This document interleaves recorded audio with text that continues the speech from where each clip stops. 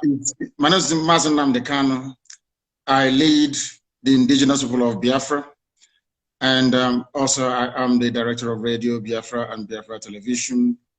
And my job and my duty is to serve the people of Biafra up until the restoration of the stolen sovereignty of Biafra land is restored, and also to an extent to also serve Nigerian youths as well.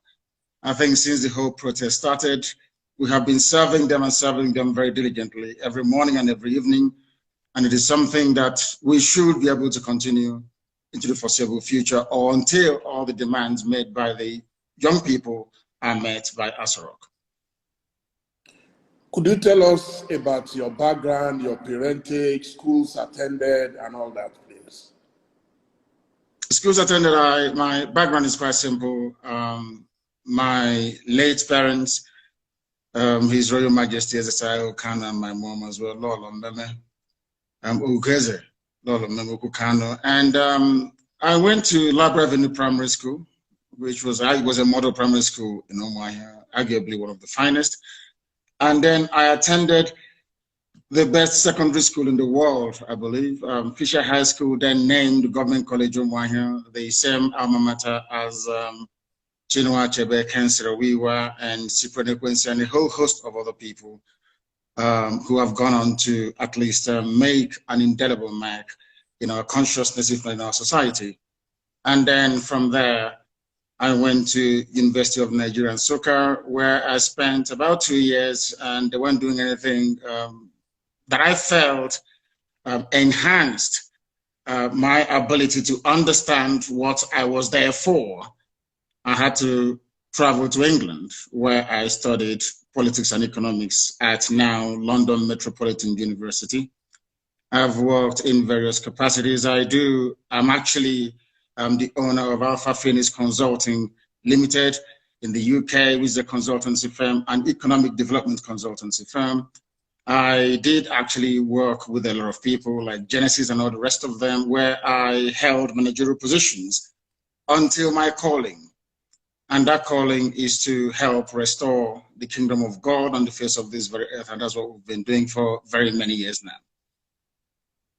Fantastic. So growing up, who were your heroes, your mentors?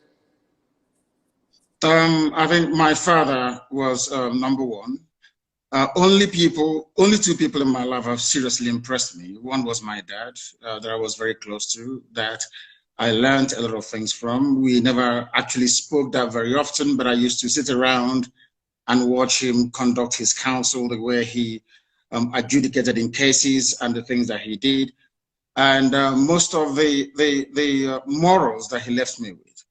I remember on one occasion, I asked my father, why is it that even after Sunday service, when we get back home, normally if I go to my friend's house and you ask after their father, they'll tell you that their dad is sleeping or doing something of that sort. But in my house, any time there's a knock on the door, my father will encourage us to open the door. And I kept wondering why. And he said, if you have nothing to hide, then you should be able to answer every knock on the door. That is why you need to keep your hands very clean. And throughout my life, apart from the time that these criminals, these savages came to my house, the police had never been to my house or the army with a hostile intent. Operation Python Dance on the 14th of September of 2017 was the very first time in my entire life that the army or the police entered my house with intention either to enforce the law or to kill or to arrest or to pillage or to destroy, the very first time. So my father was number one. The second person is Thomas Sankara, the late Thomas Sankara, because of how he managed to turn Burkina Faso around from Upper Volta to Burkina Faso, and the miracle he was able to perform. For the very first time in living memory, it was demonstrated that should Black people put their minds to something, they can make something out of nothing. From being a basket case, they became the largest exporter of food across West Africa under the, should I say, the leadership of this brilliant, and very brave young man, Thomas Sankara. So just those two people. Okay, fantastic. I think before we continue, it would be nice for me to ask if this is the real Mazi Nnamdi Kanu or the cloned one. I can pull my ear for you. You can see I'm trying to exert as much pressure as I can. The clown in Asorok has 2 ears. I only have 1. You can see my glasses. I can take it off. You can see there is no other appendage anywhere behind this one. It's only one. I can pull my nose for you. You know it is me. In fact, I can even bring, if you'll pardon me, I have here with me the mask that everybody has to wear these days. You can see that my ear is not bent, is it? You can see that it's normal, it's not bent. But the clown in Asorok, when he's wearing his own mask, you see that his ear will be bent like that. Mine is not bent. So it is the real me. And of course, I have this mark here and it's unmistakable. Yes, I just wanted to establish that you are alive because I read somewhere that you were dead. And so I wanted to be sure I'm not making history by talking to a dead man in heaven. Not at all. I'm here live with you on this program. Fantastic. So could you tell me some of the books that you read that might have influenced you? I don't want to say radicalized you. I would say influenced you. Growing up was, as with most of my peers, is Chinua Achebe's Things Fall Apart. That is number 1.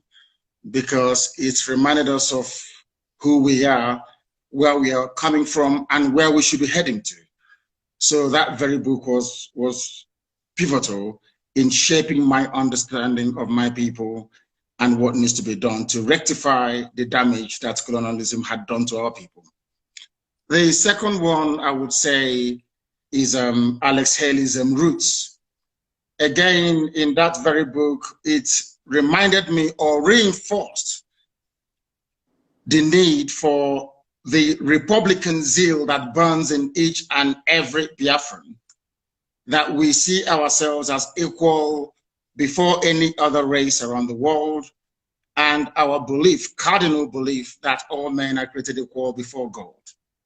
Given the heroic sacrifice those people made at Savannah in Georgia, in America, many, many centuries back. I also read Leon Uris's Exodus. It is about the Jewish Holocaust and the reestablishment of the State of Israel. Again, a very decent pointer towards where Biafra should be heading to. Those 3 books, Things Fall Apart, Alex Haley's Roots, and Leon Uris's Exodus. They're my 3 favorite books here. I've read a lot about your religious beliefs, but could you tell us about your faith?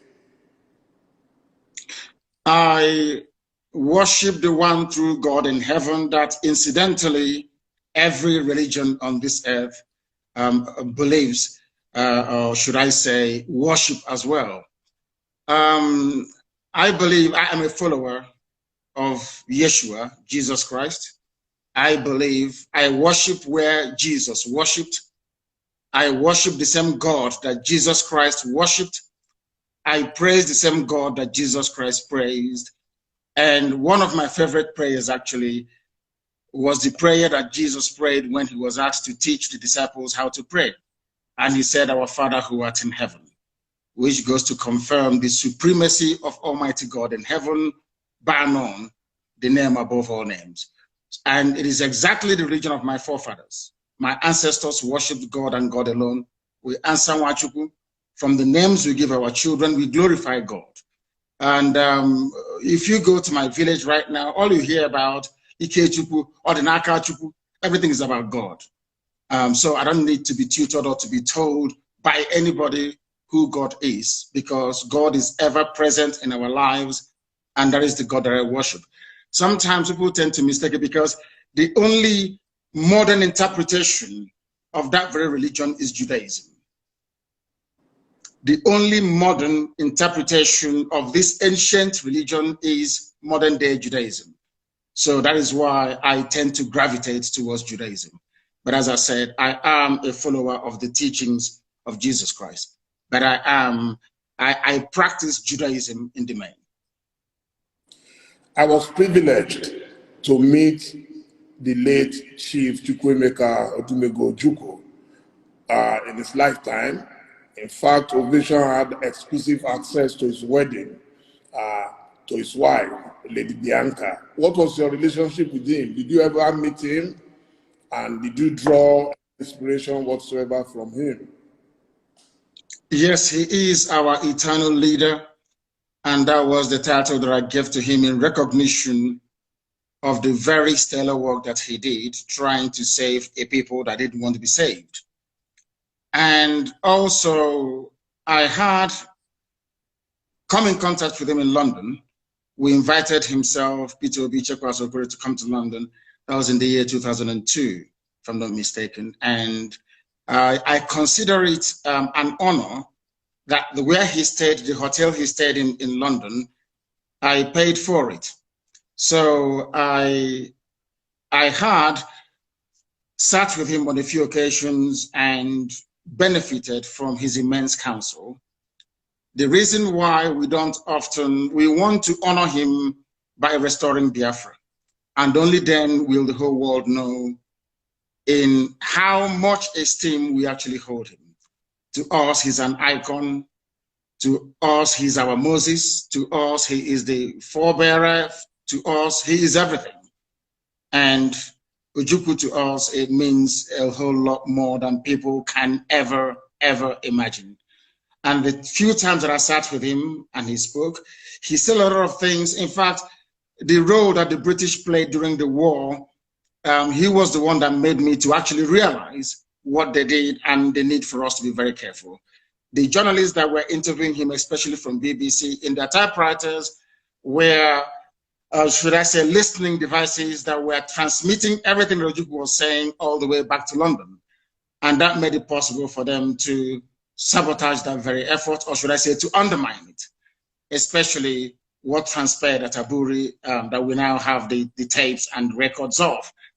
So I sat with him and I discussed with him, and it was very informative, very fruitful. And I learned a lot from him, something that will continue to guide me as we proceed on this very important and critical journey towards the restoration of Biafra. Fantastic. Now we'll get to the area of my bazookas. Now it's time to fire a few bazookas at you. You've been seen by many as waging a war against your country, Nigeria, by seeking a Biafra nation. What led to your decision? First of all, Nigeria is not my country. I was born a Biafran. My birth certificate reads Biafra, and no one has ever changed that.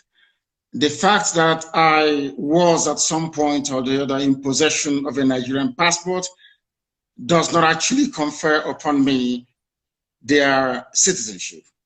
I saw the Nigerian passport as a mere travel document because my birth certificate issued at the time of my birth reads Biafra. Nobody of a sane mind will condone or accept what is happening in Nigeria. I believe that genuine attempts have been made in the past to try to remedy the wreck that Nigeria is today, but there was a palpable unwillingness on the part of the powers that be to do something about it. I detest suffering and pain. I hate to see people suffer. I hate to see people in pain.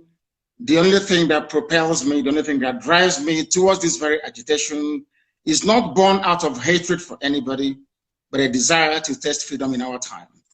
Nigeria was not constructed by a Yoruba man. If it were, I would have perhaps accepted. Nigeria was not created by a Fulani man. If that was the case, who knows, I may accept. Nigeria was not created by a Hausa man either. It wasn't created by a Nupe man. It wasn't created by a Gwari man, never created by a Jukun man. Nigeria was not created by an Ijaw man, not created by an Ibibio man.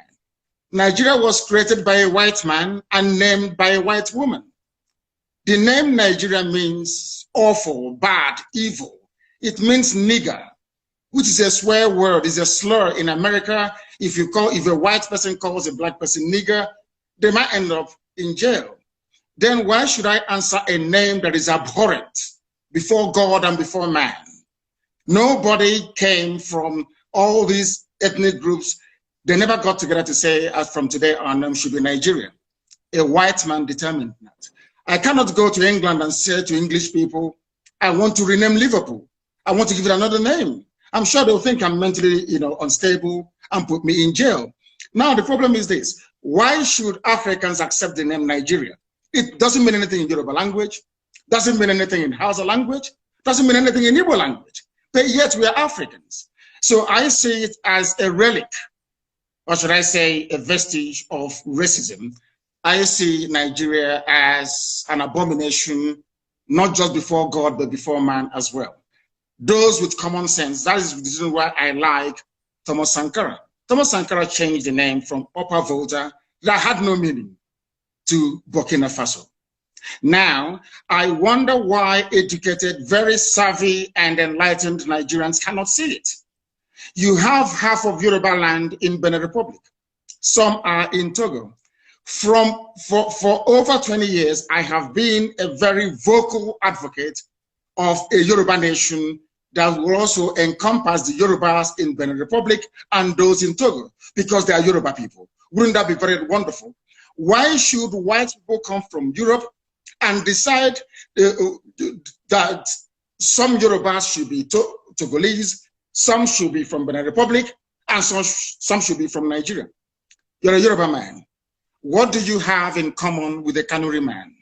Absolutely nothing. But I can tell you, you have something in common with a Yoruba man in Togo. You have something in common with a Yoruba man in Benin Republic. Why should you see a Kanuri man as your fellow citizen in Nigeria and not a Yoruba man who lives just a stone throw from Badagry? So these are the anomalies that Africans need to sit down to address. That is why we have arrested development. That is why nothing seems to be working. Because the convergence of these diverse value systems from the core Arewa North, from the West and from the East, is making it impossible for Nigeria to function as a viable state. And that is a recognition that we must, at this very point in time, be able to address as educated people. Not that I hate Nigeria. I hate the name. I despise it with a passion. If you allow me, I wouldn't exist tomorrow morning. Anybody who answers or addresses him or herself as a Nigerian is a product of neocolonialism, not something that I am prepared to accept, because Nigeria never existed until Flora Shaw gave her that name, Nigeria. Before that, you had Oduduwa. Before that, you had Biafra. Before that, you had Crown Brono Empire, and all these wonderful and weird civilizations. Now, a white man cannot come from Europe and then create an identity for me. Only God in heaven can do that. And I can give an identity to my dog.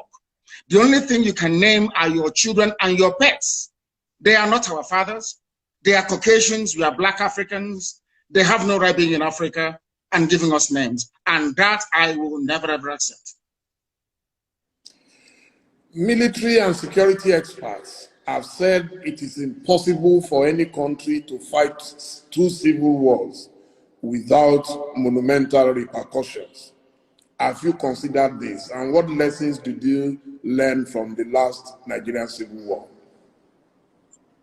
The lessons that I will learn from the last war, if I can begin by addressing your last question, is that we should not have given up.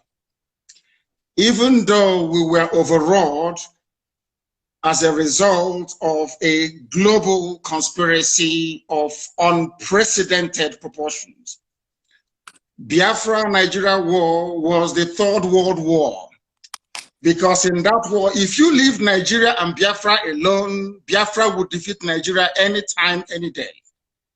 Pound for pound, Biafra would defeat Nigeria anytime, any day, and I make bold to say this. But Britain got involved. They imposed a no-fly zone over Biafra land. They imposed air, land, and sea blockade to stop us from getting food and arms. But they went behind the back of the world to negotiate with Russia to supply arms to go on. They even brought in Egyptian pilots to fly their planes for them. Nigeria has never won any war in its history. Ordinary Boko Haram, they are begging Niger, they are begging Chad, they are begging Cameroon to help them. They've never won any war. The only thing they specialize in doing is killing civilians, as they did at Lekki Tollgate. That's all they can do. Nigeria has never fought any war. An army is meant to go out to win territories for the country that it claims is coming from. The same way that Lugard led an expeditionary force to come to create Nigeria for the crown in Britain.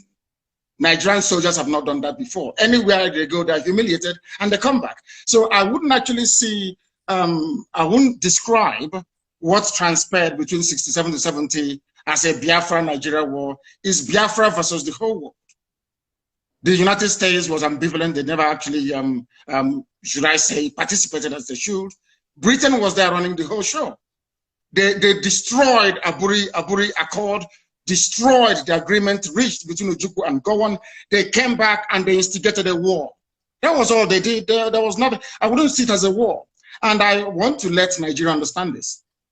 There is that tendency, that what I call the Fulani Janjaweedism, there is that tendency to intimidate, that tendency to terrorize, that tendency to subdue, overraw, and then conquer people. It is not going to happen in our time.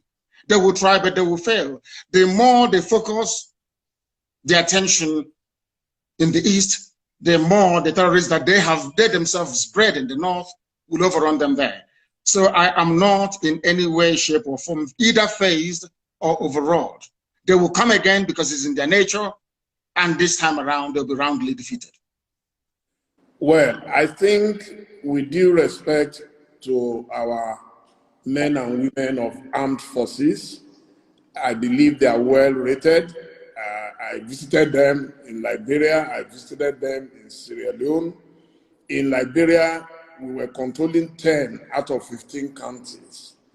In Sierra Leone, in fact, we actually lost one of our brigadiers, and the Sierra Leoneans are eternally grateful to us, because but for the support from Nigeria, both countries, I don't know what would have happened to them. In fact, at the time, Professor Adeniji was the head of UNANSIL in Sierra Leone.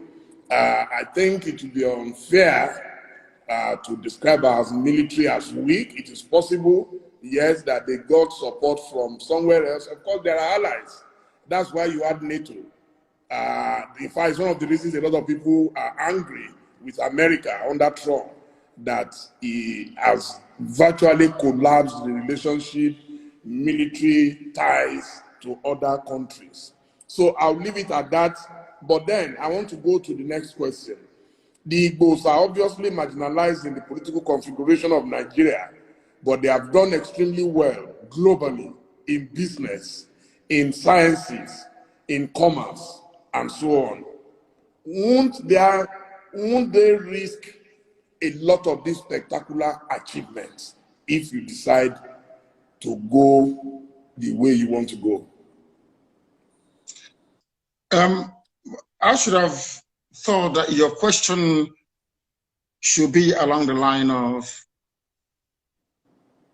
had those people been in Nigeria, don't you think that Nigeria would be a better place? For instance, but it's never happened and will never happen for the following reasons: resentment, envy, and the need for the Fulani Janjaweed Caliphate to dumb down the standard of excellence so that everybody can become an Alumajiri. That's exactly what I have done. I am not shocked nor surprised that we are recording not just, Igbo people or Biafrans, but Yorubas are doing the same thing as well all over the place. It's there. What I then want to ask people is this: why is it that we cannot wake up one morning and hear that there is one Fulani mathematician in Florida doing very well, maybe working for NASA? Why is it that we have not woken up one morning to hear there is one Fulani man or woman voted in as a mayor or as a parliamentarian somewhere in Europe? It will never ever happen, because that is not their orientation. That is not how they were brought up to see society. The recognition of people's skills and talent is a prerequisite for the driving of any progressive society. That hasn't happened in Nigeria, because if you're not from the North, may God help you. Why is Nigeria suffering today? Nigeria is suffering because of successive regimes of mediocrity and sub-standardization, for the simple reason that people do things based on ethnicity. People want to protect their tribe. Even if they're performing very badly, they want their tribe to become preeminent. And in the process, those men and women who are skilled, who are well-read, who are well-learned, they get forgotten. And then, of course, they travel abroad, and you can see their excellence come to the fore. And that's exactly what has been happening. What we are saying is that once we have Biafra, they will all come back home, and Biafra will quite rightly become the light of Africa and Black people all over the world. Because without Biafra, Black Africa will keep floundering, and there can never be any progress. I'm sure you know that politics is a game of number. And it has been theorized that the domination you complain about of the, what you call the Fulani hegemony, has been made possible because of the lack of unity amongst the peoples of North Central, Southeast, South-South, and Southwest. And that if they unite, they will be able to end the perpetual dominance of the so-called Northern oligarchy. Do you agree? 100%. And that was why some of us threw our weight behind our children. Some people will say, refer to me as a youth, but I'm not. I'm a very old man. I may look young, but I'm a very old man. Now, the reason why we supported our young people was because for the first time in living memory, we managed to bridge that divide, to bring everybody closer around an issue that is of importance and concern to all these people. Were you not surprised when, following what transpired on the 20th of this very month, the same people that have failed and will continue to fail, the same leadership structure, or should I say the same cozy boys club that they formed, if your father is passing on, he will hand you over to the next buffoon to groom you in this politics of mediocrity that you find in Nigeria. Were you not surprised and shocked that the same people managed, or should I say succeeded, in introducing the tribal and ethnic dimension into what we are doing? Those of us in the South, I am proud of the, should I say, the understanding that those of us in the East have with our Yoruba brothers in the West, and of course, as time goes on, also Middle Belt. There is now a recognition that we are our own worst enemies. In Katsina State, there are other tribes other than Hausa and Fulani. In Katsina. In Bauchi, the same thing. All across the north. It is not a homogeneous society. The only thing that binds them together is just their language. Underneath, if you scratch the surface, you will begin to see a lot of, they have more ethnic groups in the north than you have in the south. Many more in the north than have in the south. But over the years, the Fulani oligarchy have managed to should I say, moderate their differences. And despite what is going on underneath, they have always succeeded in presenting this united front for the north. Anytime we try that in the south, they bring in their, what are people are referred to as professional gossipers. They bring in people who will always do their best to divide us, because the north understands. Any day the Igbo and the Yoruba put their differences behind them, get their acts together, for goodness sake, Nigeria will be a better place. Everybody knows that very well. So in order not to allow that to happen, they now appoint, or should I say, rig our governors into office. They go to Ohanese, they bribe a few people to go to Afani Fere, they identify one or two people to, should I say, to groom, to do their dirty jobs for them. And what is that dirty job? You saw it in full view and in full display on the 20th. People that claim they went to school, people that claim they are senior advocates, people that claim they're enlightened, were the ones that introduced the tribal and ethnic dimension into that very successful protest. And you can see where we are today. They are rejoicing in the north. They're having fun in the north. That thing they have always done, once again, they have done it. But of course, they cannot break us. This time around, we just want to let them understand this. The unity between the Igbos and the Yorubas is deeper than End SARS protest. It is far more fundamental than they can even imagine. Now, is Biafra your only option, or you are willing to work with other so-called oppressed peoples to form a union like it is in the United Arab Emirates? Everything depends on what the people want. I am a Democrat. I am a Republican by genetic disposition. Anything the people want is what they're going to get. My dream and my mission is Biafra. Let's say during a referendum, people decide we want to be, yes, Biafra is good. We can answer Biafra within a union that comprises of Middle Belt, of Oduduwa and Biafra with a new name. Who am I to say no? I'm a Democrat. Whatever the majority decides is what I'm going to do. But as for us, we are pursuing Biafra. And I will also help the Oduduwa people to pursue the Oduduwa Republic. I will help the Middle Belt to do the same. But one thing is paramount. Should our people decide at a referendum or place beside to say, we want to maintain a semblance of union with Oduduwa and the Middle Belt, who am I to say no? I am a Democrat and I will go with it. But my primary concern now is the restoration of Biafra. An audio surfaced recently, I think about 2 weeks ago. It was sent to me by a family member, in which we heard your voice, directing your operatives to hit certain targets in Lagos. What led to this in a state that has really embraced the Igbo people of Southeast and South extractions? If that was your voice, do you regret the action, and are you willing to apologize for it?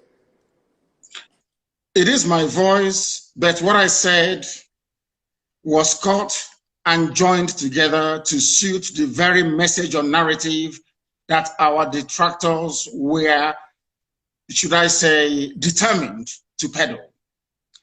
If you listen to the whole broadcast that I made, you will find out that that very audio that those people, those charlatans put out there in the public domain is not exactly what I intended. But I have said this before and allow me to repeat. If by making the pronouncement that I made on that very day that I was misunderstood, or that the true intentions of what I was wishing or willing to convey was somehow misconstrued, then I apologize for it. Because I believe that it is very, very important that we understand this. I wouldn't want to do anything, either knowingly or unknowingly, to inflame passions in the West. I wouldn't wish to do anything that would cause my Yoruba brothers and sisters alike to think, should I say, to become jittery about what our true intentions are. You made reference to your operatives. I was addressing Nigerian youths right across Nigeria, not just in Lagos. And given the heat of the moment, people were being massacred. I'm not sure that most of those commentators and apologists for Asorok have had their homes invaded before. When Fela speaks, you can hear the way that Fela speaks all the time about Nigeria Army and Nigeria Police. Why? Because Fela was a witness when his house was invaded, and the mother died as a result of it. There's something happened to me. As a result of Nigeria military invasion of my house, my father is dead, and my mother is dead as well. So when people like us with a first-hand experience of the brutality of a very primitive security architecture in a country as backward as Nigeria, you can then begin to appreciate where we're coming from. If I spoke out of turn, if people who listened to what I said misunderstood the true intentions behind the words that I uttered that night, then I do unreservedly apologize, because nobody can divide the Yorubas and the Igbos anymore. It's not going to happen. They will try, but they will not succeed. That I can assure them. What is of concern to us is that those responsible for the slaughter of those people are held responsible. The same way, I hasten to add that those who are responsible for the murder that we ordered today going on in Obibo will be held accountable. They will and must be held accountable. I do apologize if I offended anyone, but no offense was intended in the first place. I gave an order to Nigerian youths right across the board to do what they did because the Nigerian state is evil. They believe in killing their own children. They believe in suppressing free speech. They believe in breaking up peaceful assembly with the use of force. That type of nonsense must come to an end. And they must be taught a lesson, and that was exactly what we did. Okay, let me confess that it was actually that audio that led me to looking for you. You see, I believe that journalists must help their nation to understand some certain people and personalities like yourself. And I want to say at this stage that I'm sending my special thanks to two people. One of them I can mention publicly, the other would not want me to mention him. And the first is Femi Fanikaode, my very dear friend and brother. I contacted him because I knew there is a special bond between the two of you. And he contacted someone else who contacted you. And I want to say thank you to both of them so they know themselves. What is the relationship between you and Femi that every time I see that you are in the same direction? He is very brave. He is urbane.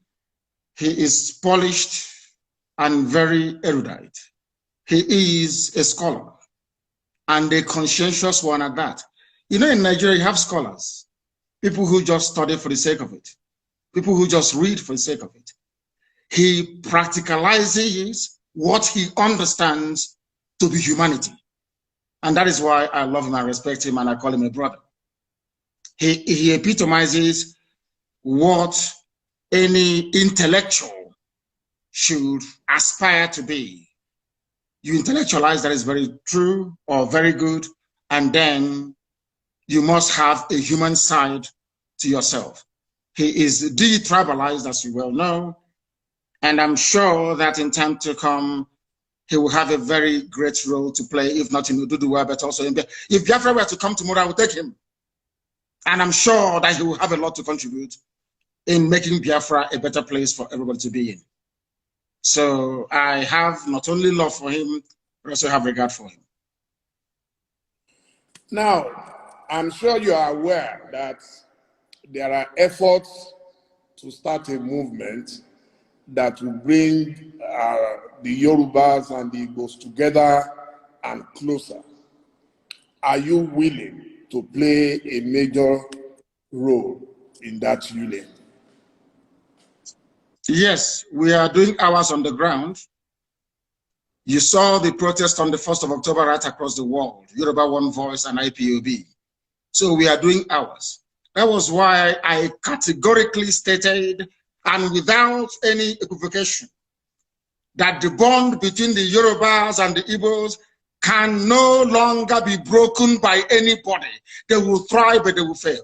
It can't be broken anymore.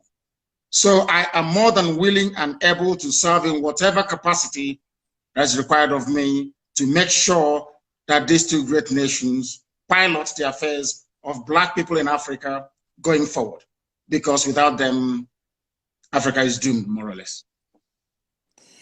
Now, I will plead with you to take the next question very softly. Because as a Christian, I believe my faith teaches me to render unto Caesar the things that are Caesar's. So which means I respect constituted authority. My question is about your best friend, our president and commander. Now, You propounded this theory of a cloned man, and that our current president is a Sudanese man called Jibril. Do you agree that your information might have been wrong, and you are also willing to apologize to him for that error? Anybody can make a mistake. No, not at all. Buhari is dead and buried in a shallow grave in Saudi Arabia. Aisha Buhari was there. She came back from what they called a lesser Hajj. She was wearing black. She was mourning. If you look at the pictures that were circulated at that point in time, you will see the smug, or should I say, the forlorn faces of northern governors. A minute silence was held at the AU for a late Buhari. Even Her Britannic Majesty, Queen Elizabeth II, also penned a condolence message to the people of Nigeria before the cabal took over and asked her to rescind it, which she did. Buhari is dead, and I'm prepared to stake Biafra on it. If you, Dele Momodu, can go and prove to me, I'm not asking you to do anything too complex. If you can go and ask this man you call Buhari, whoever it is in Asarok, to come outside, don't do very much, address a panel of Nigerian youths, maybe 20 of them, and speak Buhari's mother tongue, which is Fulfude. I will give up Biafra, I will apologize to him, and I will submit myself to any authority on this earth to do with me as they please. There is no Buhari. Jibril was there. Jibril followed Abba Kyari to Cuba and ran away from there and never came back. The man you have now in Asarok is from Niger Republic. His name is Yusuf Abubakar Muhammad. That's his name. Yusuf Abubakar Muhammad. Even Shekau knows who he is personally and was mentioning his name as well. It is not Buhari. The old Buhari that you and I know, the country cannot be burning and he will restrict himself to only 12 minutes of edited broadcast. Impossible. Impossible. Anybody that knows Buhari, even if he's dying, he must speak because he fought in his own understanding to keep Nigeria one. Anything that impacts or threatens the territorial cohesion and integrity of Nigeria, the old Buhari, in fact, he will be in Lagos. The old Buhari will be in Lagos, I'm telling you. But this little, have you not seen him with his fresh hands of a 35-year-old? He cannot wear this. He cannot wear this. Because if he wears this, his ear will bend because it's rubber, silicone. We know about AI technology. It's deep fake. Please Google it. You're a media man, you must know this. I can replicate this very interview with your face showing us having this conversation, but it is not you. You also saw that some, would I say, some eagle-eyed investigators managed to discover that there was actually a microphone, a loudspeaker on the table. It's everything that they claimed that Buhari was saying was coming from a loudspeaker. From a loudspeaker. Very, very sad indeed. These are the things that the world must understand and come to terms with. That the person you are calling Buhari is not Buhari, and I can stake my life on it. If he comes out tomorrow and takes, or should I say, address any press interview live without Garuba Sheikh who bring this, telling people to cut.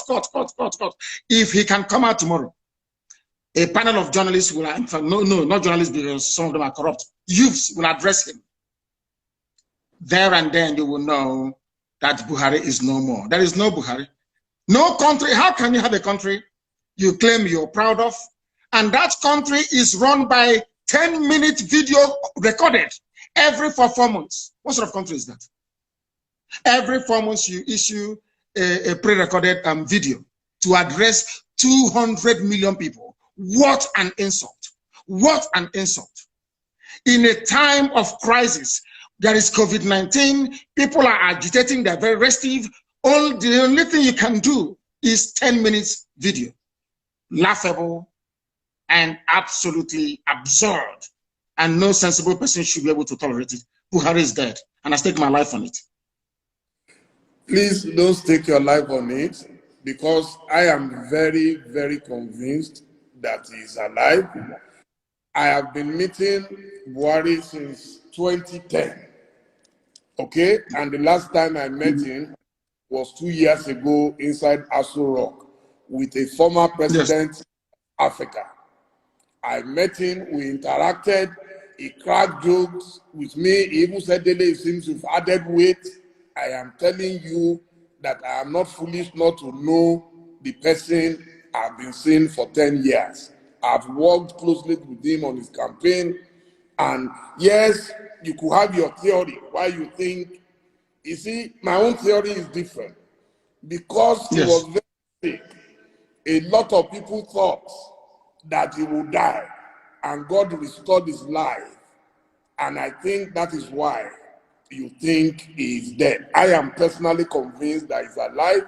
I believe that a man like President Olusegun Obasanjo will not go and hold any meeting with a cloned president of Nigeria. If I can't vouch for any other person, I know that Obasanjo will never agree. He will talk. There is a saying where I come from, Dele. If you see something that is greater than your farm, you sell your barn where your harvest of yam is, where you store your yam, because that is the greatest thing that any Igbo man has in the olden days. If you see something that is greater than your farm, you sell your barn. Could be a robber. They do not want to expose that the fact that Buhari is dead, because everybody depends on the oil and gas coming from Biafra land. Without oil and gas, Nigeria will be worse than a banana republic. There will be nothing happening there. Nigeria runs what is called a rentier economy. You sell oil and gas to import everything you need, including toothpick, including Indomie and pasta. So what is called the doctrine of stabilization. If you come out and you announce that Buhari is dead, there will be pandemonium everywhere. In fact, the US government feels that if they allow a precipitous collapse of Nigeria, it may impact the wider region. That is what the Africa desk at the State Department has been doing for very many years. So if you expose the fact that Buhari is dead, it will cause pandemonium, and there will be regional destabilization, and you will have a whole lot more of foreign terrorist groups to contend with. Now you have 7. Many more will come up. They do not want to turn northern Nigeria into another Yemen, Afghanistan, or Syria, or Somalia, for that matter. That is the only reason why they're keeping quiet, and everybody is hoping that he will make it to 2023 so that Aisha can go with the boyfriend and relax, because Buhari is dead. Absolutely dead and confirmed. Look at the hands of your, I can become a trend. You ever seen that little boy they call Tagwe that used to mimic Buhari, speak the way that Buhari does, crack Buhari jokes? That little boy is an Igbo boy. They've not given him a Fulani girl to marry. You know that little boy called Tagwe, he's a comedian. He mimics Buhari. These things happen. People can mimic Obama. People can mimic whoever they want to mimic. There are expert actors who can do all of these things. But let me make this very clear to you. It's a very simple thing. I'm not asking for a DNA test anymore. If Buhari can hold a meeting, the man you call Buhari, with Nigerian youths to ask him questions and speak his mother tongue Fufude, then I will give up. But I can assure you categorically that you are one of those that they have deceived, but they cannot deceive us.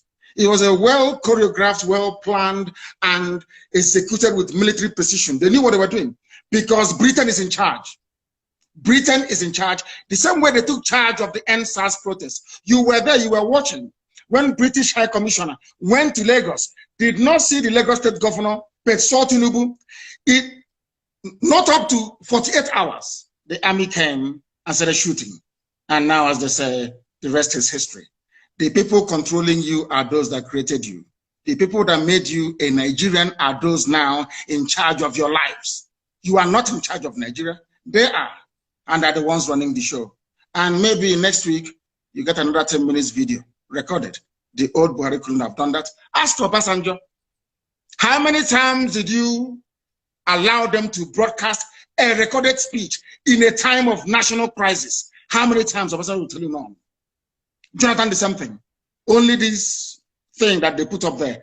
Now, I will ask you to put on your face mask. Put it on. Put on your face mask. Let us see. Do you have one with you? Yeah. Ask them to bring it for you. Put it on. Your ear will not bend. Your ear can never bend. It's impossible because you're a human being. You have cartilage in your ear. But if this ear is made of silicone, as the one that Aisha's boyfriend is wearing, once you put on mask, your ear will bend. Simple. And that is why we have common sense and brain. Keep asking yourself. They took a picture with Jonathan, with everybody, with Yemi Osinbajo. None of them had their ears bent. Only Buhari's ears were bent. Others were wearing the same mask, but only Buhari's ear was bent, meaning that it's made out of rubber, silicone. The person that's not Buhari and can never ever be. Please go ahead. Okay, so do you have a map for Biafra? Where will it start from and where will it end?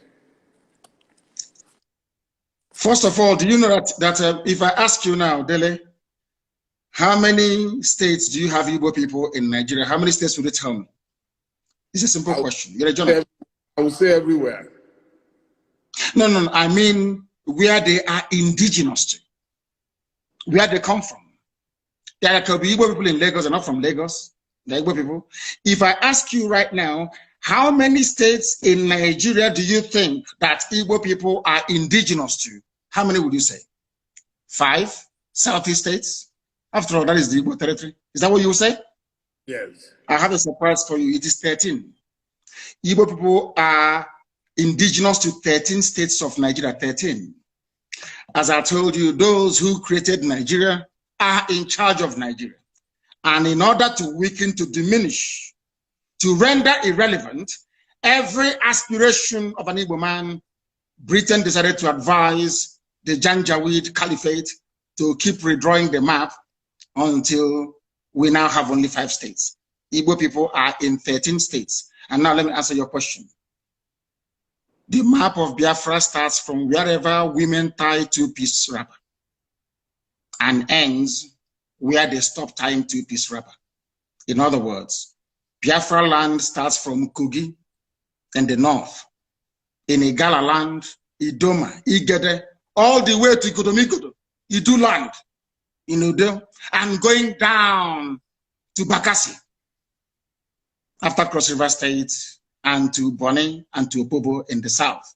All these are Biafran territories because if you go there, all the women tie 2 people. The 13 states. I want the 13 states, please.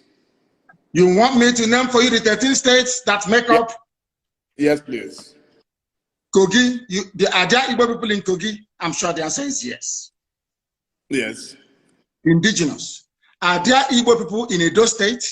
Yes.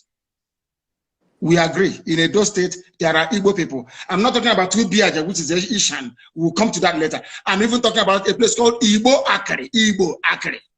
Are there Igbo people in Delta State? Yes. Are there Igbo people in Benue? In Benue State, I'm asking you, Izi community is in Benue State. They speak Igbo. The largest market you have in Benue belong to the Igbo communities in Benue State. Are there Igbo people in Cross River? Yes. So Igbo people are in Cross River. Are Igbo people in Akwa Ibom? Yes. E2 is in Akwa Ibom. There are Igbo people there. Are there Igbo people in River State? Are there Igbo people there? Of course there are. 90% of River State is Igbo. Are there Igbo people in Bayelsa? And you'll be shocked.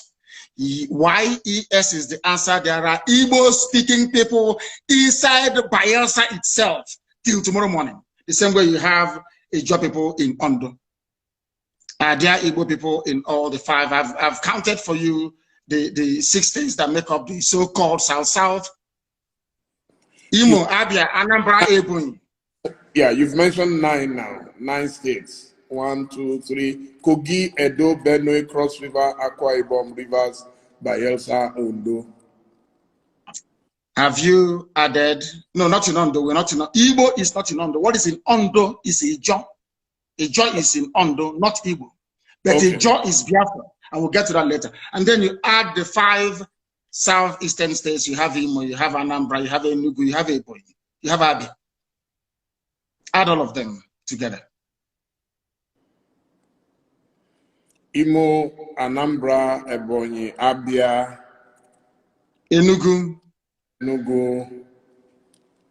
2, add it to the 6. Okay. 5 southeastern states. 6, 7, 8, 9, 10, 11, 12. I think one is missing somewhere. One cannot be 6 states. 6 states of the south, 5 states of the southeast, then Kogi and Benue, and then you get 13. In all these places, you have. I'm not telling you about where they are trading, where they are doing business. People from there are Igbo. They are indigenous. And you think Kogi would agree to go with Biafra? No, it's about a referendum. We are asking, what we're asking for is that part of Kogi where women tie 2-piece wrapper. That's all. Your mother will tell you where you come from. If you look at your mother when she dresses up to go to church or to go to a function and she's tying 2-piece wrapper, one on top of the other, then you know you're a Biafran. And that's what they do in Kogi, in Enugu State, in Benue State, in Cross River State, all the way down. You can go all the way down to Edo State. It is there till tomorrow morning. Don't you think you are likely to hit the brick wall if you try to go expansionist, if I could put it that way? I am an Igbo man. With all due respect, my dear brother, the Yorubas may be comfortable leaving Yoruba people in Togo and the Benin Republic and calling somebody from Sokoto State their brother. I don't intend to do that. Wherever you have Igbo people, they must be together as one. We are not leaving anybody behind. We cannot leave anybody behind. It was the Fulani Janjaweed and the British that caused this problem. You cannot come to my land, you take an Igbo community, you give them to Benue, you give them to Kogi, and you say that from the north. Ohaneze may tolerate it. I will not tolerate it. I can't tolerate it. I am not going to leave one single Igbo community anywhere. They must be part of Biafra. They must be part of Biafra. What happens? Let's say the other people that you are fighting get provoked and they decide to call your bluff and say, okay, Igbo people in Kaduna, in Katsina, in Sokoto to defend Israel. How would that fit into your plan? Quite frankly, before you answer, let me do it as a double warning. And what if the Igbos in those places say they are not interested in joining you? Hallelujah. We say good riddance. Everything we are doing is based on the consent of the people. There must be a referendum, or should I say referenda, which is the plural, right across the board. We are going to ask people, ethnicity by ethnicity, where they wish to belong. If they say we want to be part of the Janjaweed North, where once in a while you lose your daughter, your wife could be raped, oh, well and good. We let them go. I am a Democrat. I'm not going to force anybody to do anything. And Biafra must come via a referendum. People must agree to it. We are not forcing anyone to do anything. Everything we are saying and doing is geared towards one outcome, a referendum. If they agree, fine. If they don't agree. So who is going to organize this referendum that you've been talking about? The United Nations will have to organize it at the right time. They will. If it is not organized, what is your plan B? We continue with civil unrest and civil disobedience, boycott of elections. As one of our great heroes said, we will boycott all boycottables until we get what we want. The British never wanted to leave Africa, but they did. Russia never wanted the Soviet Union to break up, but it did. Serbia never wanted Yugoslavia to break up, but it did. Sudan never wanted South Sudan. They never wanted South Sudan to be free. They're free today. Ethiopia never wanted, excuse me, Eritrea to be free, but today Eritrea is free. So that tells you all you need to know. It is not in their hands because you know what? Power belongs to the people.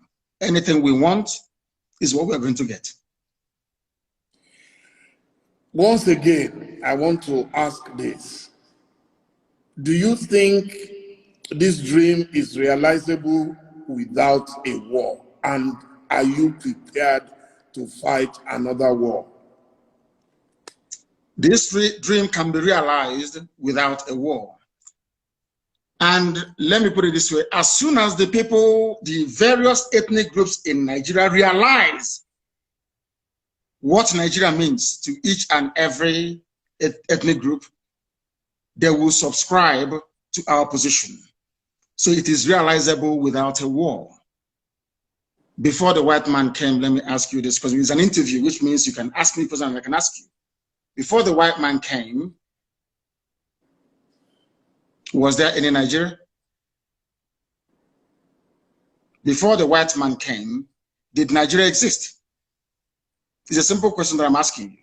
Dele, did Nigeria exist before? It didn't, no. It didn't exist. Then why are African people, black people dying over something that they did not create? Did any Yoruba man create Nigeria? The answer is no. No Igbo man created Nigeria. No Hausa man did. No Fulani man did. No Kanuri man did. No Jukun man did. When you come to Nigeria, it's always a debate about it is our turn. It is our turn. It is our turn to rule. Now, there are over 250 main ethnic groups in Nigeria. If you keep rotating the presidency every 8 years to each and every ethnic group, times 8 by 250. How many years are you going to get? So some people will die many times over. They will reincarnate many times over. The presidency hasn't come to them. Nigeria is a joke and an absolute mess. It was not created by black people. Therefore, it cannot be sustained by black people. I want to see an Africa where a Yoruba nation, a Yoruba mega nation extends from Togo all the way to Edo State. That's what I want. Because that is authentic Africa. I don't know why Africans are so beholden to something that is alien to them. Are you a white man? The Lugard that created Nigeria is a white man. What are you doing as an African defending something that a white man created out of, should I say, a racist intent? Nigeria was an ordinary company, Royal Niger Company, an ordinary business venture that the British converted into a nation. And Africans are killing themselves, trying to maintain something that a white man created. Sometimes I wonder what type of God made African people. I don't understand it. And that is why you have this neo-colonialism. That is why the British High Commissioner had to go to Tinubu to ask him, how do you end this protest? Because if this protest continues, you're jeopardizing our oil. Nnamdi Kanu can use it as an advantage to go and get Biafra. They asked the army to go in and kill people. You people are being ruled by your colonial masters. Your fate is not in your hand. You're in a country that is 60 years old, so to speak. There is no electricity. If I am a Nigerian, I can't come out and say I'm a Nigerian. I'll be ashamed of myself. For 60 years, you have no electricity. For 60 years, no good roads. For 60 years, no good schools. For 60 years, your politicians are traveling abroad for medical treatment. I ask you, what is there to be proud of about Nigeria? Name one thing you can be proud of. Name one thing. Is a question I'm asking you, Dele. Tell me one thing you can be proud of in Nigeria. Nigerians are amongst the brightest people in the world, including the Igbo people, of which you are one. You're a very brilliant man. That is Nigeria in your DNA. I was born a Biafran, not a Nigerian. Nigeria is a historical mistake. Was there a birth certificate at that time that wrote Biafra on it? Of course, yes. You want me to show you? I will show it to you. I can email it to you. It's not here with me right now. I can email it to you. My person is Biafra. I don't mind. I will email it to you. So you see, what I'm asking is, if Nigeria never existed until the white man came, why are you, as a black African man, defending it? What's a white man created? Why? When you have Yorubas in Benin Republic, Yoruba is in Togo, they speak your language, they eat your food, they dress the same way you do, you have the same culture, the same value system, the same orientation, and I'm asking you, and the white man came from Europe and said, oh, you are Yoruba from Togo, you speak French. You're Yoruba from Benin Republic, you're going to speak French. But you, Dele, you're Yoruba from Nigeria, you speak English. Are people not perturbed by that? That level of dehumanization, that level of subjugation. You see, the one thing that shocks me about Africa and their class of intellectuals is the fact that they are willing to swallow hook, line, and sinker anything the colonial master gives to them. And I've asked you this very question. Can you go to Europe and create a country as a black man? The answer is no. Then why must you accept what a white man is doing in Africa? Do you see why we are poor and very backwards? Do you see why Nigeria can never have 24 hours of electricity? Never, ever, ever, ever. Because the foundation is faulty. The orientation of Fulani Janja, people were protesting SARS killings in the South. Fulani people in the North were busy having fun and laughing and smiling. And you want to be in the same country with them. Your value system, your reasoning, your understanding, your orientation can never, ever be the same. Never be the same. Why did Britain leave the EU? Dele, I'm asking you, are they not Christians? Are they not Democrats? Don't they believe in free trade and voting people in and voting them out?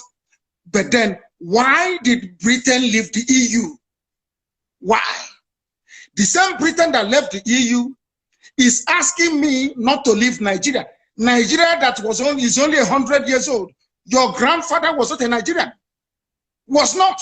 So why must you throw away the history of your family, the rich history of Yoruba people? Because a white man called the place Nigeria. Why must you do that? Why? Can I go to England and name them and name them Albania and say all your history is now gone? We are doing our ancestors a disservice. And let me tell you why Black Africa cannot go forward. Some people, not you, some people accepted this nonsensical balkanization of Africa with their useless flag independence. And your ancestors are in the grave. Your ancestors that existed before the white man was born, they're in the grave. You jettison their history and their identity. You banish it, you denigrate it, you insult them by accepting this garbage called Nigeria, and you want them to be happy with you. That is why no Black African country can see development. No Black, you see South Africa. When whites were running South Africa, everything was good. Now Blacks took over. Look at what is happening. Because even the land of Africa itself is angry with us. We went to school for a reason. The reason why you go to school is to question certain things. And the question is this: why is it that you, as an African, you're willing to kill, to die for something a white man created when they cannot do the same thing for you? You see how they are not equal to us. You see why they are always better than us. And nobody can tell me with any ounce of conviction or justification the reason why Yoruba people should be in Togo, in Benin, and in Nigeria. Why can't they be in one country, the same way that the English people are in one country in England? Or should I say in the UK? These are the things that we must ask ourselves. Okay, thank you so much. Thank you, Mazi Nnamdi Kanu. I mean, you are very passionate about your beliefs. Nobody can take that away from you. So now we get to the stage where I already jotted down some questions from members of the public. The first is that you hold a dual nationality. So they are saying you have a choice, you have an option. What about those who have nowhere to go? The reason why you are interviewing me today is because I got lucky. My parents didn't get lucky. People who were in my house did not get lucky that very day, they died. my dog also died. Jack, they killed my dog. Now, listen very carefully. People don't understand. You see, there is a level of flippancy in Africa, and should I say, we don't interrogate any concept or phenomenon with a great degree of sincerity. Why do I have a Nigerian passport? The same way that Awolowo, Chief Obafemi Awolowo, held onto a British travel document. Did that stop Awolowo from fighting for Nigeria to be independent? I'm asking you a simple question. Did that stop him? Awolowo went to Glasgow to study. A big document. Exactly. He traveled abroad. Awolowo traveled abroad to study. He read economics in Scotland, and he came back, probably even on British scholarship. The fact that Awolowo was availed of free education in England and traveled to England by ship in those days with British papers, did it stop Chief Awolowo from fighting for independence of his people? And I must say, he was a lawyer. Thank you. Sorry, I do apologize. I do apologize. He was a lawyer as well, but he also read economics. Do you know he read economics as well? He also read, he's a lawyer. I agree. Now, I'll ask that question again so you answer so that the whole world can hear. Yes, the fact that Awolowo went to England and studied, or let me say Britain and studied, United Kingdom, came back, became a lawyer and an economist. Did that stop Chief Awolowo from campaigning for independence from Britain? I don't know if you can hear me. Can you hear me? Hearing you, yeah. I understand your logic, yeah. Now, the same thing with Dr. Nnamdi Azikiwe. He traveled to the US. He studied. He traveled to the US with British papers. As somebody traveling from a British colony, he went to the US and he read, and he came back. And a Yoruba man, incidentally, let me tell you why they don't want Yorubas and the Igbos to be. A Yoruba man identified the talent in Nnamdi Azikiwe and appointed him the secretary of NCNC. That Yoruba man is Herbert Macaulay, a Yoruba man. And Zeke fought with the likes of Awolowo until Nigeria became free. Why didn't they say, you know, in those days they were very intelligent. Nobody said to Zeke, oh, you went to England for free. You studied, you have their passport. Now you're fighting and saying they should go. Because in those days, our fathers, they had brain. I'm sorry to say this generation, I don't know what's wrong with them. Is a social media indomie generation.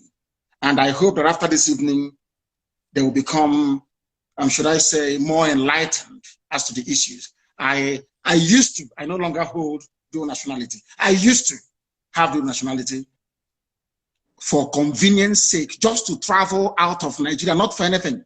And my hatred for Nigeria didn't start today. I've always hated Nigeria. It's a very useless place. Only a fool can say, I am a proud Nigerian. There's nothing to be proud of. Absolutely nothing. You have nothing. Individually, you're brilliant. The Ngozi Okonjo-Iwealas of this world, our brother who is at African Development Bank, very smart and very brainy, yes, as an individual, but collectively as a group, the most useless 200 million people in the whole world. Nothing is coming out of nothing, absolutely nothing. Absolutely nothing. So how can I be a proud Nigerian? Ordinary light you don't have. No, simple light you don't have. How can I be a proud Nigerian? Thank you very much. Now, your governors have virtually rejected Biafra. Those are the most senior representatives of the people. So this person is asking, how do you want to deal with that situation? How many governors do we have per state? I think it's one, isn't it? One governor per state, yes. But they and in a democracy, they control no. And yes. How many, during election, how many times does the governor vote? Once. Okay. So the people will decide, not a governor. We are not Fulani Janjaweed. We don't have feudal lords in our land. We are Democrats or Republicans. You have only one vote. Only one vote. One governor, one vote. People may dissent, they're entitled to their opinion. One governor, one vote during the plebiscite or referendum. And there is nothing they can do about it. The majority says they want Biafra. So the views of a governor, of course, may be taken into consideration, but it doesn't count because they are in the minority. We are not Fulani people. Someone has asked, how are you funded? We are the largest movement on the face of this very planet Earth. IPOB, Indigenous People of Biafra, we're all over the world. And our people are very, very generous. They fund us. No politician, no millionaire, no billionaire, nobody. Ordinary people in the diaspora and people at home. They fund this well-oiled machine all over the world. That is why we are formidable. We owe it to them. We don't have any godfathers. That is why I speak the way I do. If there's anybody who can say they are funding us, come out and say it. Nobody does. Ordinary people do. Because everybody wants freedom. Someone is asking, if you say you are asking for a referendum, how come you sometimes apply force, the use of force and coercion? That is the only thing the Fulani Janja would understand. Nigeria is a rogue creation. Nigeria is where vandals and bandits abound in political office. Nigeria is not a civilized society and can never ever be. You saw the way they were behaving. You give rice to a governor to give to people, the governor will steal it and keep it. Palliative that he did not buy. The only language they understand is by breaking into those warehouses and taking what belongs to you. The criminals and the hoodlums here are the governors, not the people who are hungry. I don't know why in Africa we always want to turn the narrative upside down. So you're telling me that Fulani can come to my place and rape my mother, abduct my sister, and I'll be clapping and praying and doing hallelujah and doing prayer and fasting. Nnamdi Kanu is not like that. We hunt them down, we pursue them, we catch them, and we deal with them. As simple as that. If people can tolerate that type of rubbish, we can't take it. Never, ever, ever. Never. You said you are a Democrat. Yes. Does democracy allow the use of brute force? Is Nigeria not a democracy? That they were in Lekki shooting people. That their constitution says should not be shot. People praying and singing national anthem, we are shot. A constitutionally granted right. The state of Nigeria violated it. They are the ones that brought violence, not us. As they say, those of them that make peaceful revolution impossible, they make violent revolution impossible. They make it possible, rather. Those are the words of John F. Kennedy, not mine. An American Democrat who, and people talk about democracy all the time. The modern Britain you have today was forged in a revolution led by Oliver Cromwell that toppled the monarchy of King Charles I. Today, England is doing very well. France talks about democracy, but their democracy was forged in the heat of a revolution that toppled the reign, I think, of King Louis XIV or the 15th, I don't know, and Marie Antoinette. America, they hold you to account today if you're not democratic. America was forged in the battle of a revolution fought and led by George Washington. I don't know if we did all these things at all or not. I mean, I think Nigeria should employ me to write their curriculum for them so they can train sensible, reasonable people. People graduate from schools in Nigeria, they come out far more foolish than they actually went to school with. Someone has asked, are you not afraid for your life? And what happens? I am dead already. And at what happens if anything happens to you now? Do you have succession plans? I am dead already. I was pouring some water, I do apologize. I am dead already. The only thing that can bring me back to life is Biafra. This life is meaningless without freedom, not just freedom. As I said before, I traveled to England to study for a reason and for a purpose. You cannot tell me that in England, they have gas piped all the way from the Scottish gas fields. There is 24 hours a day electricity. There is gas. If you're homeless or if you're unemployed, the government can give you what is called housing benefit. You can pay your rent and live in a decent home. They also give you money to feed as well. If I cannot do those things for my people, then my life is meaningless. So as I am right now, I'm already dead. I'm only waiting for Biafra to revive me and to resuscitate me. And I feel and I do pray that most other Africans should feel the way that I do. Because Africa is a failure because we fail to address the core and the key issues affecting our lives. We intend to change that. And by the grace of God Almighty in heaven, we shall be successful. My life doesn't matter anymore. What matters is Biafra. Everything else is irrelevant. And the zoo government, they know it. Everything is irrelevant.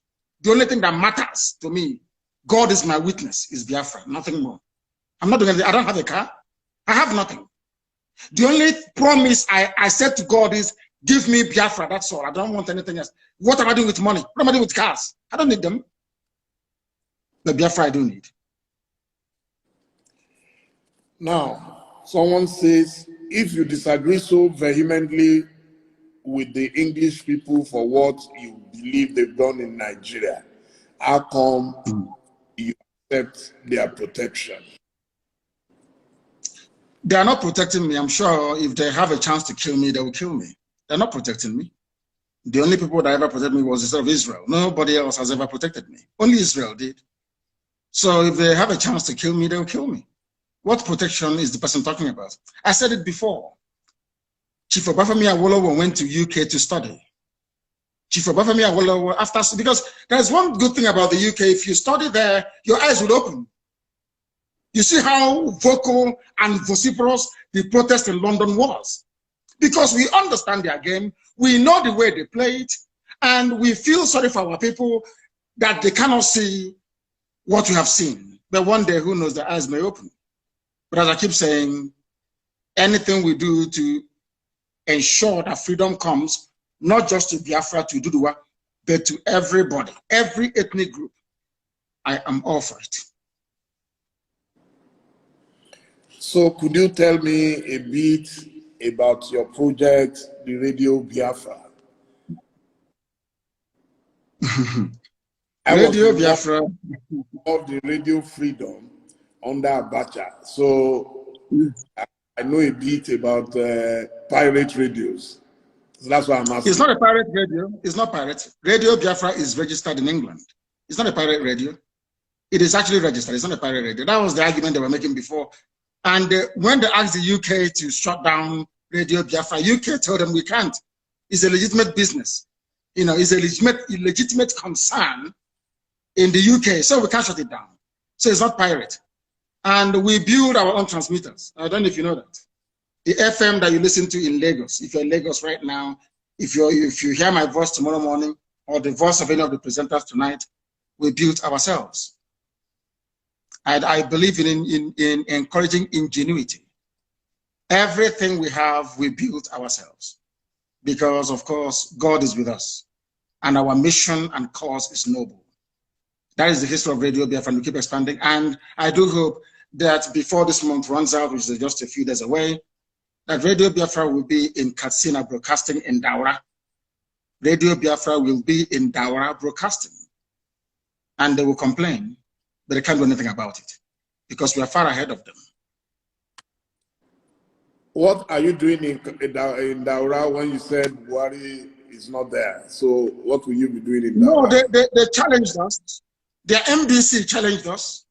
They said they're going to buy equipment worth, is it 700 million to disrupt what we are doing. So in response, I said, I'll put a radio inside Daura and I'm going to do it. I will. There'll be FM in Daura very soon. So Educating the Janjaweed and Malamadu. You cannot be jammed. Who can jam it? Who is the person who can jam it? This is the technology from Biafra and you cannot do anything about it.